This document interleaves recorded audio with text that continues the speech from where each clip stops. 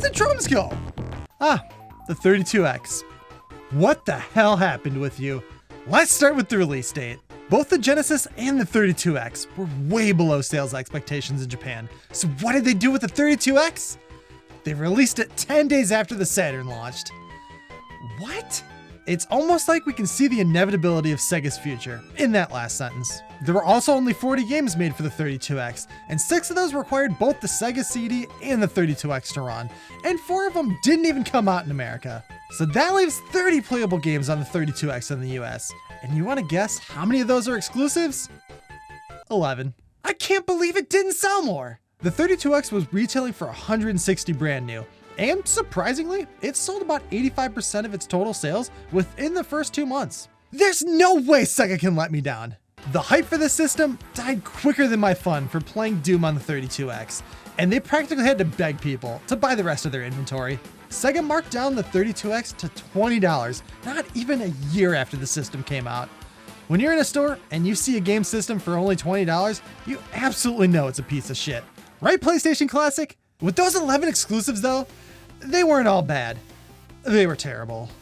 But at least we got some good drumming out of those soundtracks. Every Sega console has to have at least one Sonic game, and the online consensus is that Knuckles Chaotix is the best game released for the 32X. It sucks. That's not good for the rest of your games, if that's considered your best. But at least the soundtrack's good.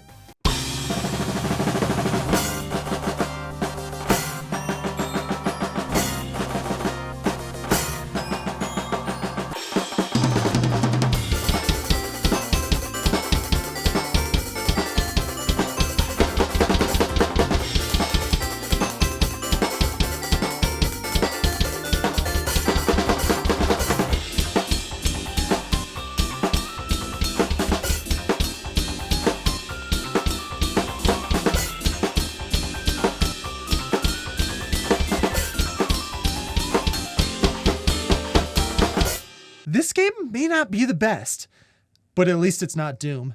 Where did the drums go? Doom was a launch title for the 32X, and it shows. The game is missing the drums, multiplayer, and a third of its levels. But that's not due to a lack of trying to make this port work. See, the 32X was thought of in January of '94, and it came out in November of that same year. I would be shocked if the developers had more than 3 months to make this game playable. Like, I seriously commend these developers for crunching so hard to get this port out in time. But I can't forgive them for removing the drums in its classic soundtrack.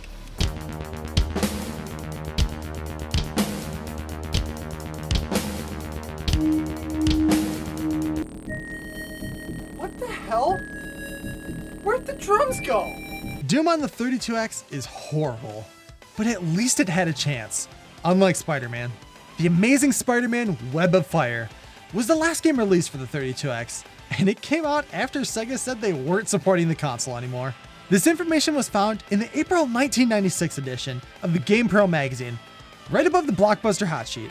Holy shit! I gotta go write College Slam! Only 1,500 copies of this game were made, and if you were lucky enough to own one, then you're sitting on a small fortune right now. The soundtrack for this game isn't the best, but at least it has 2 bangers.